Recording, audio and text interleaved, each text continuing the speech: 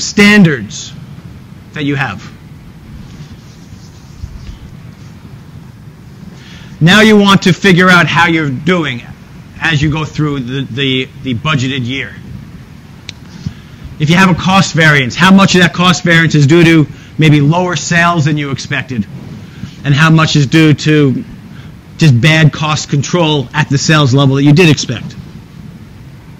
And so what you do is you flex the budget to actual activity.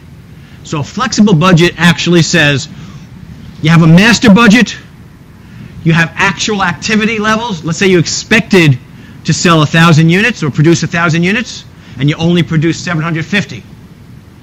Well, based upon holding everything else constant except the level of production, how much should it have cost? And then use that to compare to the master budget. And that's your first level analysis. Level 0, actually. So you just use actual activity versus budgeted everything else. And we'll see it in action. It's prepared after the period is over, let's say the month.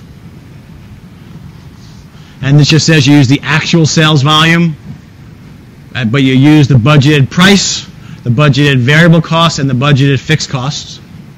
And this is the beginning of your variance analysis. We will, in the next 2 chapters, talk about everything but the sales mix.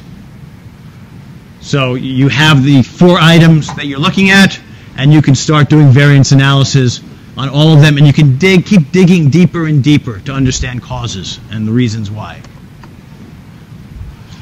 Let's stick with Schmidt, the company we started with for this chapter. This is their master budget.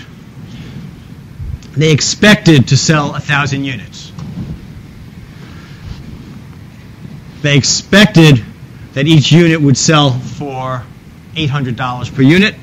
So they expected $800,000 in this period. They expected the sum of the variable costs to be $450,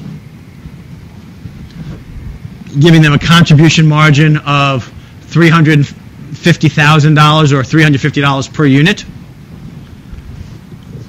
Their fixed costs, just one number, $150,000.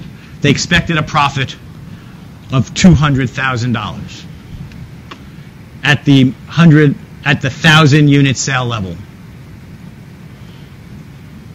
Oops. They only sold 780 units.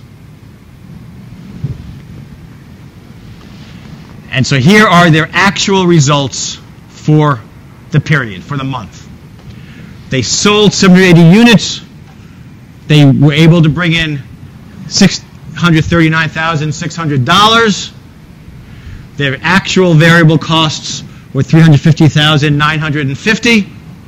So you see their contribution margin.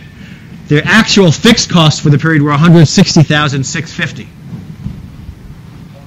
Yes, sir. Is that given to you?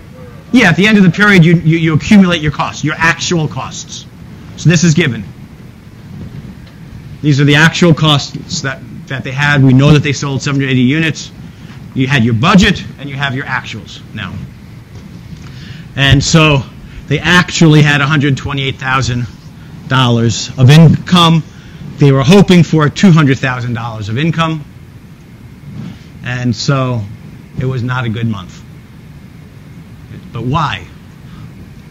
Anyone want to just venture guesses on what's not working based upon the information we have? Sales were income and inspection came in lower, and you also had higher fixed costs. Good. So their sales were lower, and the fixed costs were above the 150. We thought it was going to be 150,000. Good. Let's see what else we can kind of figure out from this, if anything.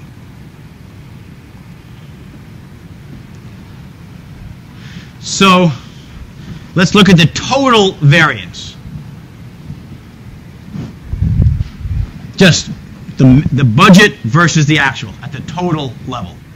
Use all the actuals here, use all the budgets here. Nothing else. We sold 220 units less, so that's unfavorable. U is for unfavorable. Unfavorable is bad. Favorable is good. These are different than over or under applied, which we talked about the first week. So this is a different U. Total revenues were unfavorable. Look at that. Variable costs were favorable. But we expect it because we sold less. The margin was unfavorable. Fixed costs were unfavorable, resulting in an unfavorable overall operating income.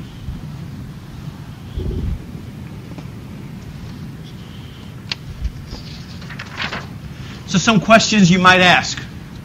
Why is the income less than expected? Why have expenses gone from 75% to 80% of sales? Why were fixed costs $10,000 more than expected? And then what contributed across these categories to the disappointing results? So a variance analysis is kind of like peeling an onion. You've heard that term, right? Peeling an onion, you just keep getting deeper.